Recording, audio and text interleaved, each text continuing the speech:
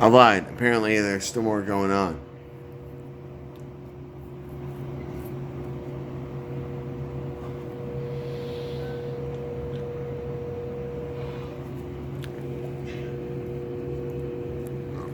Alright, hold on.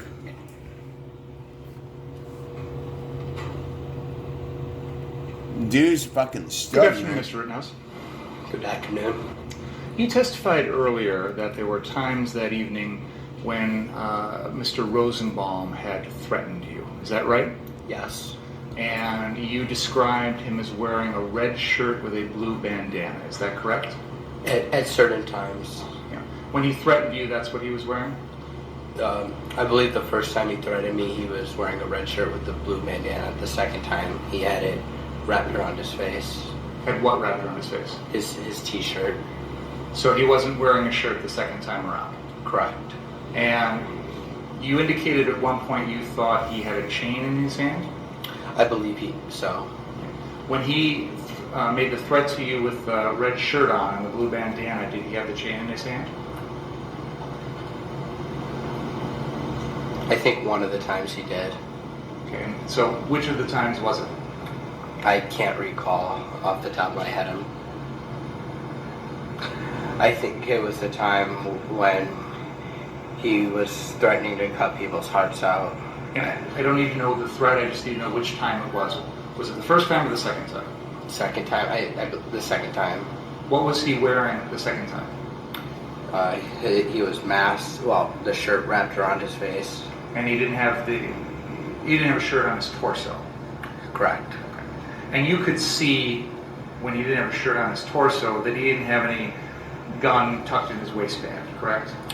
I wasn't paying attention to that. I was behind Joanne Fiedler.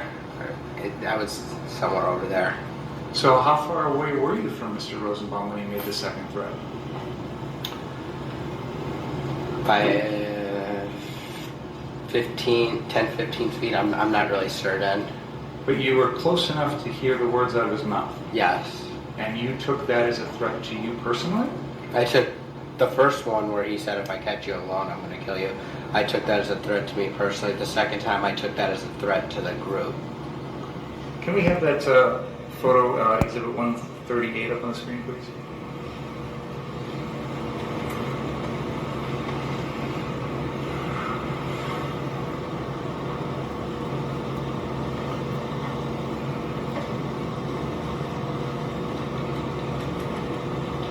Yeah, he's trying to figure out what he's got to recall. The kid's sharp. Do you see Mr. Rosenbaum in this picture? I do. And he's in the middle of the picture wearing the red shirt with the blue bandana, carrying the plastic bag, correct? Yes. Is that the way he looked when he made the first threat to you? When he said, if I catch you alone, yes.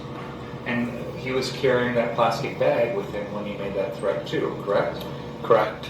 How close was he when he made that first threat to you? Close. I couldn't give you an exact estimate, but he was close, less than 5 feet. So closer than Madam Porter is to you now? I'd say about the same, if not a little bit closer. And you were next to Mr. Balch when that was said? Correct. Was anyone else there besides you, Mr. Balch, and Mr. Rosenbaum? I believe there were other demonstrators around. And you've seen in this trial that there's been a lot of video footage of that night, correct? Yes. And Kyle has twice the dick of this fucking cuck of a fucking Yeah. lawyer. You'd agree with me that there's no Oh, you know what? I might. video of either one of these threats. Wait, Correct? where am I? I don't know if somebody filmed it Oh. that I'm aware of right now. You're not aware of any, are you? I'm not. Think. So, Mr. Rosenbaum looked like that at the time of the first threat, but then looked different at the time of the second threat? Is that right? Yes. And did you say he was carrying the chain when he made the first threat or the second one? The second. Okay.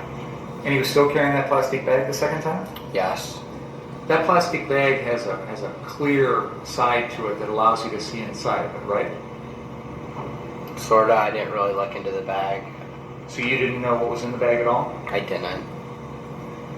Did he swing the chain at you when he made the second threat? He did not. Did he physically touch you when he made the second threat? No, he didn't. In fact, that entire evening, he never once touched your body, did he? He grabbed my gun when he attacked me. And that's why I asked the question the way I did. He never touched your body that night, correct? He didn't touch me physically. Okay. And neither the first or the second time did he run at you or charge at you or anything like that, did he? He didn't chase me. He didn't even do anything physically aggressive to you, did he? No. He just said some words. Yes. And that chain that he had in his hand, he never did anything to physically threaten you with that chain, correct? Yes. Is that correct? That's correct.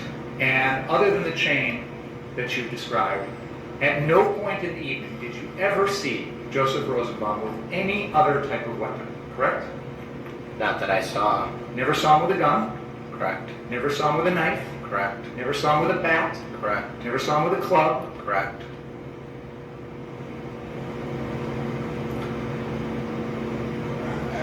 How far apart in time were these two threats that you say Mr. Rosenbaum made to you?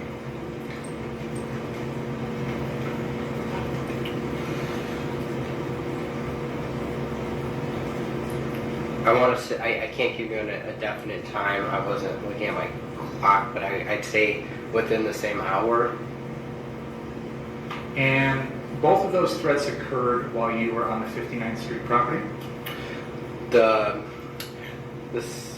second threat happened at the corner, and the first threat happened towards Rittenhouse Central High School. Okay, could you use that laser pointer and point out on that map where the first threat occurred?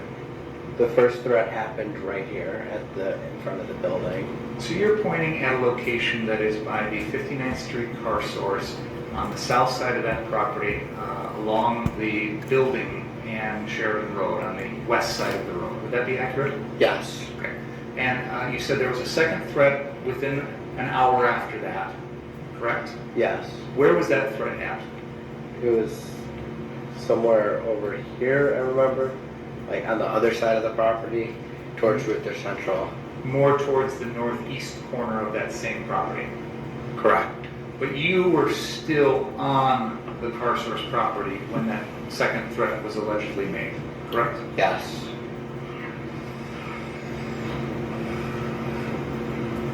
Did you remember what Mr. Rosenbaum had said to you later on when he's confronting you at the 63rd Street car source? I took a mental picture of his face. When he said those threats, I recognized that was him that said that when he started chasing me. So when you are running away from him at the 63rd Street car source, you're thinking to yourself, this is the guy who had made a threat to me earlier. Is that fair to say? I was thinking this is the guy that said if he catches me alone, he'll kill me as I'm running away from him. The reason I asked Mr. Rosenbaum or Mr. Rittenhouse is, how did you know it was the same guy when he's changed the way he looks? His appearance, the shorts, his height. But in both of those instances that you've described, he's got something covering his face, either the blue bandana in one instance or the red shirt in a different instance, correct? He was wearing the red shirt when he chased me around his head. So you remember that from the second time that you say he threatened you? Yes. And you thought to yourself, this is the same guy? Yes. So when you eventually were getting to the point where you're going down to the 63rd Street car source, right before the shooting, you recognized him as you're following down the street, didn't you? I didn't follow Mr. Rosenbaum down the street. He was in front of you, you know that now, right? I know that now. But you didn't see him ahead of you as you were walking down there that night? No, it was dark out. But you, at some point as you get close to the 63rd Street car source, start running towards that lot, right? Towards the fire that in the Duramax. Yes. And Mr. Rosenbaum is running ahead of you, isn't he? I don't believe so. But you decided you needed to run because of the fire on the Duramax? Yes. Why? What was so urgent? It was a fire. there's fires all over the place, so? I was getting to the fire to put it out. We'll get back to that in a second. You indicated that while you were at the 59th Street car source, you said you put out a fire at the church next door. Is that right? Yes. Did you hear Joanne Fiedler's testimony yesterday that when you guys went over there, somebody had put some sort of flammable liquid on the door? Did you hear that testimony? I did, I believe. That was referring to the Ruther Central High School. Okay, so when she described it as happening at the church, do you think that was, she was getting it confused? Yes. It is? Okay. So, whatever happened with this flammable liquid on the door, the point is some other group, some other people put that out before you even got there. Correct. Why did you feel that you should go around off the 59th Street car source property and put out fires? Because he's a fucking goddamn fucking patriot! And when you say your community, you mean Kenosha? Yeah. America.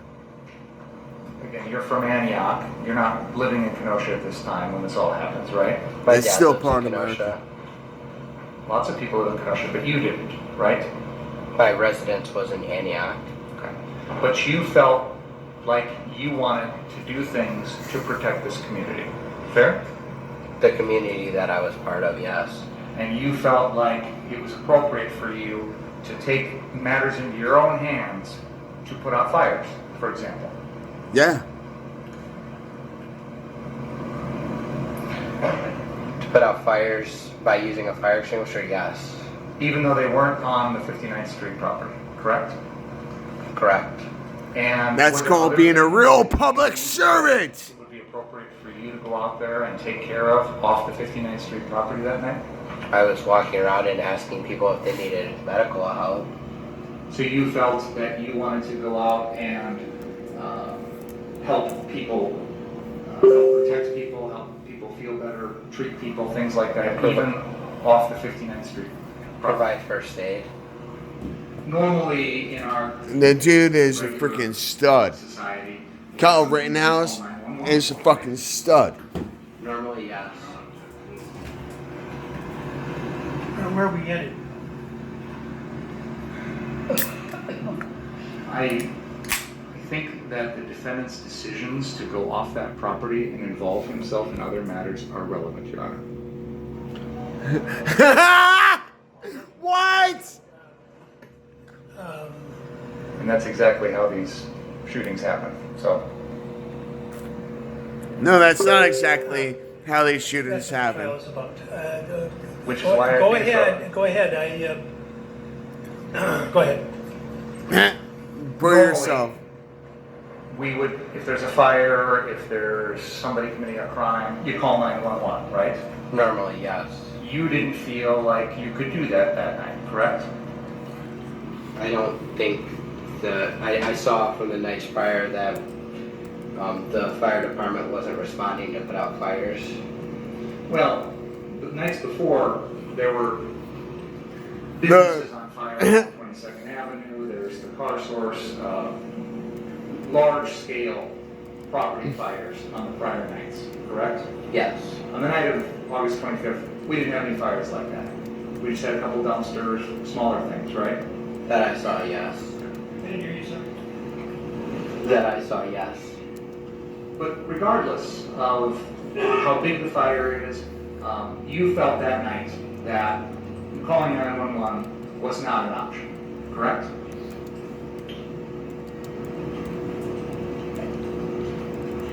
I didn't feel that if I called 911, anyone would show up. Which is why you decided to take care of it yourself, correct? To provide first aid and put out fires. To do the things that normally we would expect the police or the fire department to do, correct? To help. Love thy help neighbor. people, yes. Such a base kid. He's not even a kid. Move that microphone a little closer so we can make sure we hear everything you're saying. He can adjust it if you need to move it a little closer. Thank you. Yeah, just the microphone. Let me interrupt for just a moment. How's the temperature? How many are comfortable the way things are? Okay, I won't even ask the other side. See you, ice cubes, there's nothing to worry about. It must be a Can you glowing. turn the temperature down? Go ahead, Mr. You came to Kenosha that night armed with the AR-15 and no other ways. An AR-15. Trigger Correct. words. I had an AR-15, yes. Other than that, you had no other weapons or devices that you could use to defend yourself that night, correct? Yes. There's an interview in which you say you're not carrying anything non-lethal. Do you recall that? I do. You indicated in response to one of your attorney's questions that there was no friction with the protesters that night. Did I understand you correctly? By friction, you mean? Well, I'm using your words, sir. I heard you say, in response to your attorney's question, that there was no friction with the protesters that night. Did I hear you correctly? Yes. And you're describing what you observed when you were at the 59th Street car source. Fair enough? Yes. So, based on your several hours at that location, it seemed to you as though the crowd of, however you want to describe them, they've been called rioters, protesters, demonstrators, and you, things were fine. No tension, no friction, no nothing. Fair to say? For the most part, other than Mr. Rosenbaum, He was the only one that threatened, yes. that you saw. Yes. Can we please play exhibit number 18 at the 1 hour and 22 second and 22 minute and 14 second mark?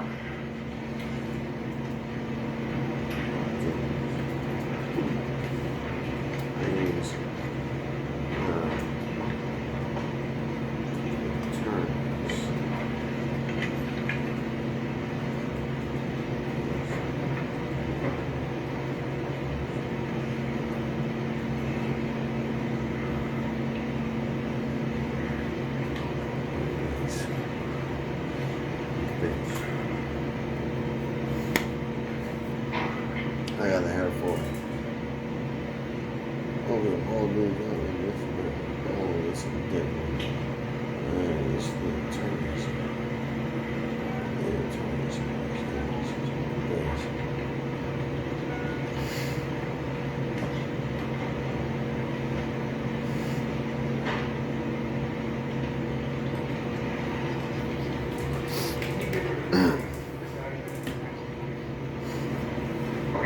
Can you please play from this point? Damn it, Ash. And militia are up there.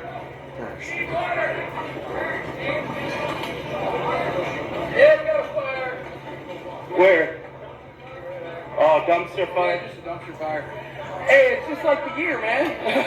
Yeah, right. If 2020 is a blunt, it would be just a fucking stem. It would just, yeah, you just be stand and see, man. I could use a doobie right now. Alright.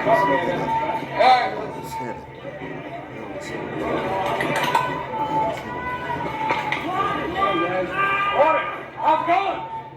Got what trying to find out? Hey.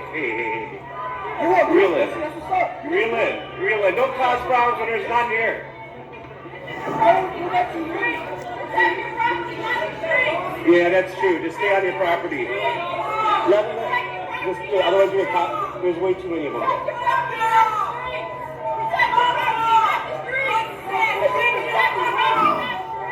I have to agree with her.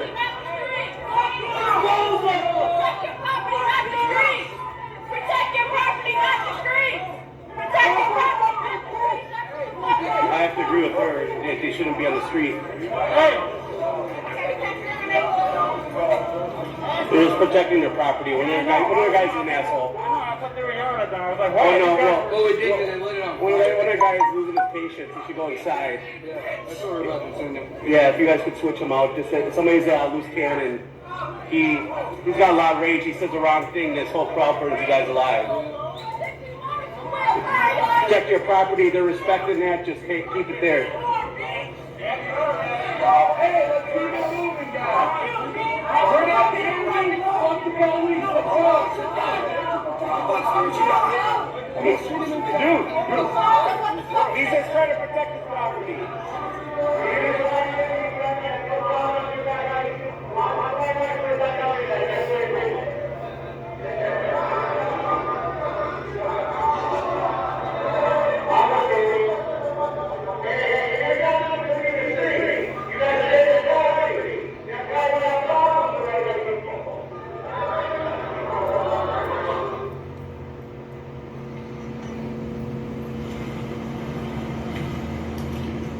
Do you think that looks like friction? A little bit. And you witnessed that, didn't you? I didn't witness what Mr. Collett did. I didn't see that. But you saw the reaction from the crowd, right? Yeah, a little bit. I wasn't really paying much attention to that. Would you agree with me that it seems that the crowd was reacting to members of your group going out in the street and trying to interfere with what was going on off your property? I don't think they were happy about it. And in fact, Kriston Harris, who made this video, specifically told you to stay on your property and not go out on the street and try and put out fires or interfere with any of that stuff. Just protect your property. Isn't that what he told you? I believe so. I was just going to grab the garbage can, the dumpster that belonged to the car source that was on the car source property. This is before you headed south towards the 63rd Street car source, right? Yes. This is before you decided to go down there with a fire extinguisher, correct? Yes. This is before you shot Mr. Rosenbaum, Mr. Huber, Mr. Grosskreutz, and that person that was jumping over you, correct? Yes. So you knew that this was a crowd that would not react very favorably to you going out there and trying to put out fires or interfere with any of that stuff. You knew that, didn't you? I didn't. Even after that incident, you still didn't have any idea that this is a crowd that's not going to take it very well.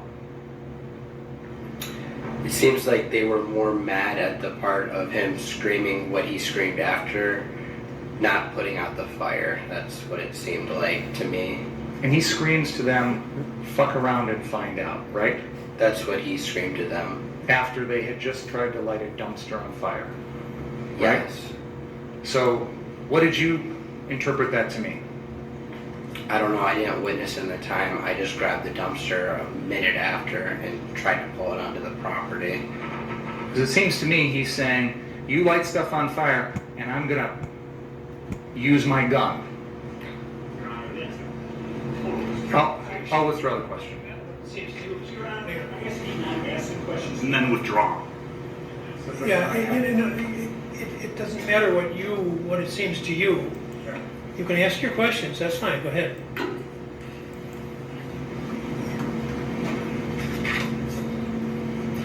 It was shortly after that incident that we just watched where you were interviewed by Richie McGinnis, correct?